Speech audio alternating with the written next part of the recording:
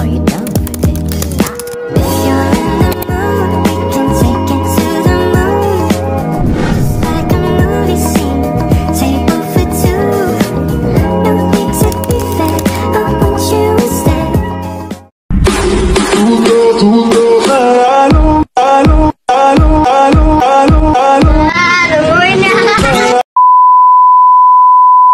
Assalamualaikum warahmatullahi wabarakatuh.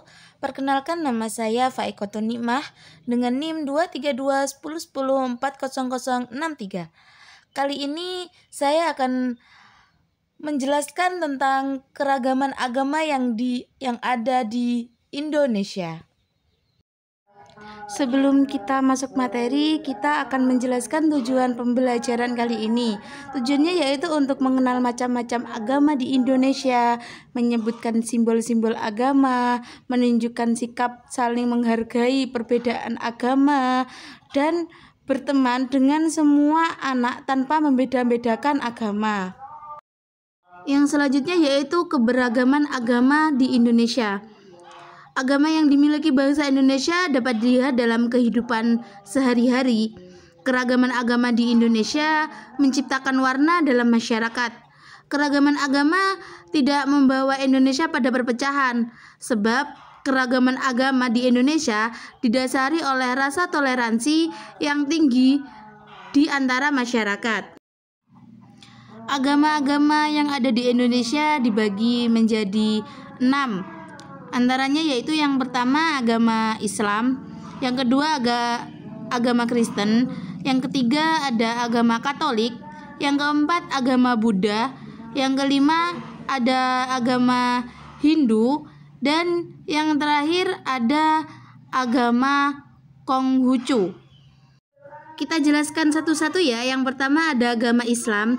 Agama Islam masuk di Indonesia dibawa oleh para pedagang dari Gujarat, India, dan Persia. Kitab suci agama Islam adalah Al-Quran. Umat Islam merayakan 2 hari raya, yaitu Hari Raya Idul Fitri diperingati karena hasil kemenangan kita setelah berpuasa Ramadan, dan yang kedua yaitu Idul Adha untuk memperingati Nabi Ibrahim dan Ismail. Adapun tempat ibadahnya agama Islam yaitu ada musola, masjid, dan yang terakhir ada surau. Tokoh agama umat Islam biasanya disebut yaitu ustadz atau ustadzah, ulama, kiai, atau imam. Tugasnya yaitu untuk mengajarkan ajaran Islam, memimpin sholat, memberi ceramah, dan membimbing umat Islam agar taat kepada Allah Subhanahu wa Ta'ala. Adapun simbol agama Islam adalah bulan dan bintang. Agama Islam juga memiliki aturan tentang makanan. Ada makanannya, kita hanya boleh memakan makanan yang halal, tidak boleh memakan yang haram seperti daging babi dan arak. Dan yang terakhir yaitu umat Islam memiliki ciri-ciri. Ciri-cirinya yaitu melaksanakan sholat 5 waktu dan puasa di bulan Ramadan. Yang selanjutnya yaitu ada agama Kristen. Kristen masuk di Indonesia dibawa oleh bangsa Belanda. Kitab suci agama Kristen yaitu Injil atau Alkitab. Agama Kristen merayakan 2 hari raya, juga merayakan hari raya. Yang pertama yaitu Natal, di mana dirayakan pada tanggal 25 Desember untuk memperingati kelahiran Yesus Kristus. Yang kedua yaitu Paskah, memperingati kebangkitan Yesus Kristus. Dan yang terakhir yaitu kenaikan Yesus Kristus. Dan tempat ibadah agama Kristen biasa disebut dengan gereja. Tokoh agama umat Kristen biasa disebut pendeta. Tugasnya yaitu untuk memimpin kebaktian di gereja, memberikan khotbah, dan membimbing umat dalam kehidupan rohani sesuai ajaran Yesus Kristus. Adapun simbol agama Kristen yaitu salib. Kristen juga memiliki aturan makanan. Aturannya yaitu tidak ada larangan khusus, namun umat Kristen diajarkan untuk tidak berlebihan dan menjaga kesehatan. Ciri-ciri umat Kristen yaitu ibadahnya biasanya dilakukan pada hari Minggu. Yang selanjutnya yaitu ada agama Katolik. Agama Katolik masuk di Indonesia dibawa oleh bangsa Portugis. Kitab suci agama Katolik adalah Injil atau biasa disebut Alkitab. Agama Katolik juga merayakan Natal loh, setiap tanggal 25 Desember. Dan hari raya lainnya seperti Paskah, Kamis Putih, Jumat Agung, dan Pentakosta. Adapun tempat ibadah agama Kristen biasanya disebut dengan gereja. Tokoh agamanya disebut romo ataupun pastor. Tugasnya yaitu untuk memimpin misa, memberikan sakramen, dan membimbing umat Katolik dalam iman serta kasih kepada Tuhan. Simbol agama Katolik sendiri yaitu salib, sama dengan Kristen. Aturan makannya ada masa pantang dan puasa menjelang Paskah, tidak makan daging pada hari tertentu. Ciri-cirinya umat Katolik yaitu umat Katolik mengikuti misa dan menerima sakramen di gereja.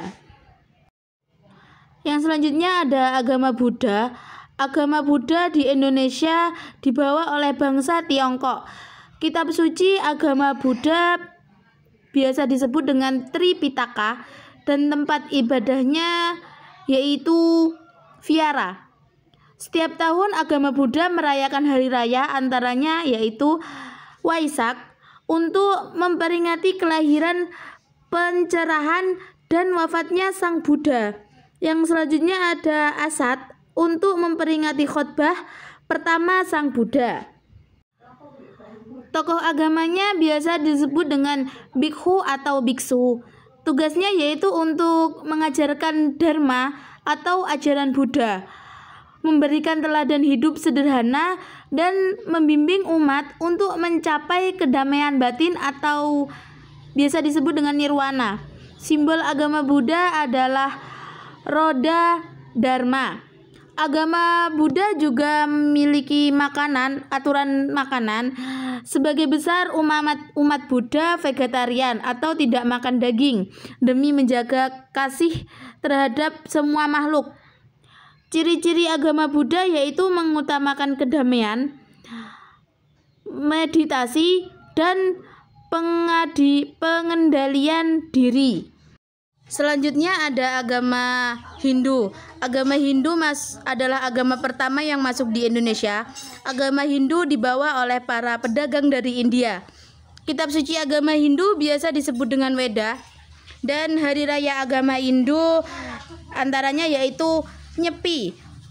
Untuk Nyepi itu tahun baru Saka, hari untuk menyepi dan merenung. Yang kedua yaitu ada Gulangan dan Kuningan, yaitu untuk simbol kemenangan dharma atau kebaikan atas adharma atau kejahatan. Tempat ibadah agama Hindu yaitu pura. Tokoh agamanya disebut dengan pendeta atau pemangku.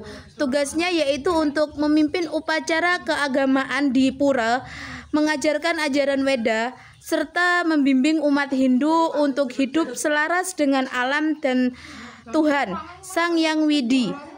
Adapun simbol agama Hindu biasa disebut dengan Omkara. Aturan makan agama Hindu yaitu sebagian umat agama Hindu tidak memakan daging sapi karena sapi dianggap hewan yang suci. Dan ciri khas agama Hindu sendiri yaitu umat Hindu beribadah dengan sesajen dan doa untuk keharmonisan dengan alam. Yang terakhir agama yang ada di Indonesia yaitu ada agama Konghucu. Agama Konghucu masuk di Indonesia dibawa oleh bangsa Tiongkok. Nama kitab suci agama Konghucu yaitu Wujing. Dan umat Konghucu merayakan hari raya yaitu Imlek atau Tahun Baru Cina.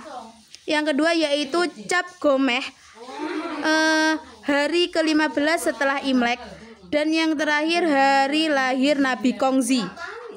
Adapun tempat ibadah agama Konghucu yaitu kelenteng. Tokoh agamanya disebut dengan Rohaniawang atau Biksu Konghucu. Tugasnya yaitu untuk memimpin kebaktian di kelenteng, mengajarkan ajaran Nabi Kongzi atau Konfusius, dan membimbing umat untuk hidup jujur, hormat, dan berbakti kepada orang tua. Simbol agama Konghucu sendiri biasa disebut dengan Yin dan Yang. Agama Konghucu juga memiliki aturan makan, yaitu tidak ada larangan khusus, tetapi dianjurkan hidup sederhana dan tidak rakus. Ciri-ciri agama Konghucu yaitu menjunjung tinggi bakti kepada orang tua dan kejujuran.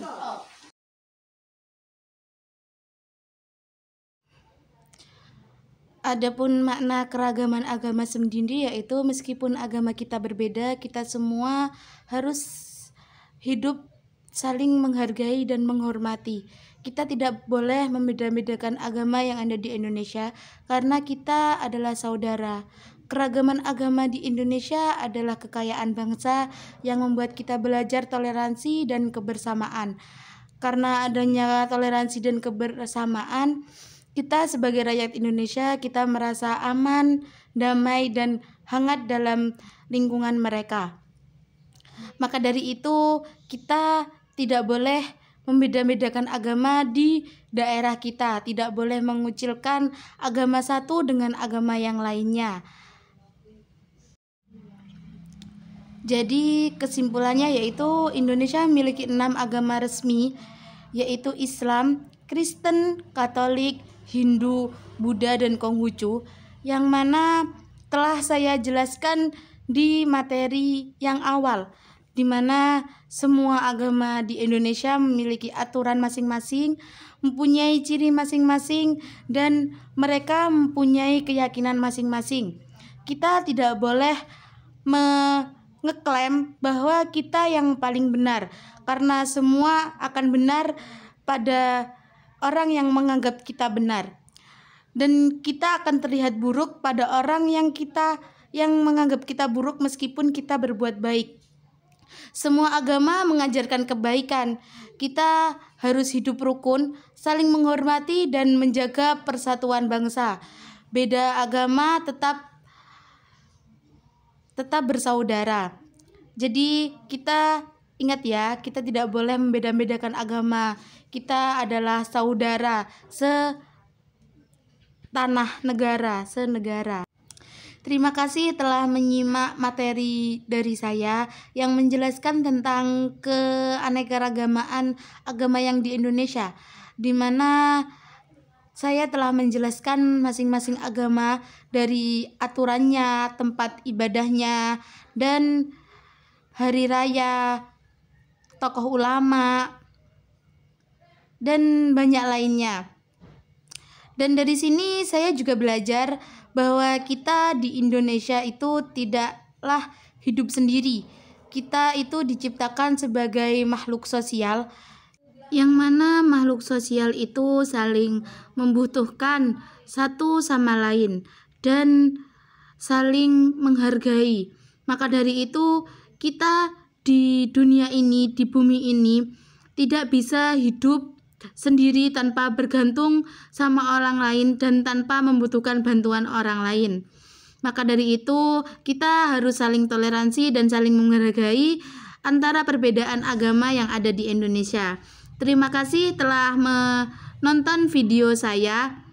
Mohon maaf bila banyak kesalahan. Wassalamualaikum warahmatullahi wabarakatuh. See you.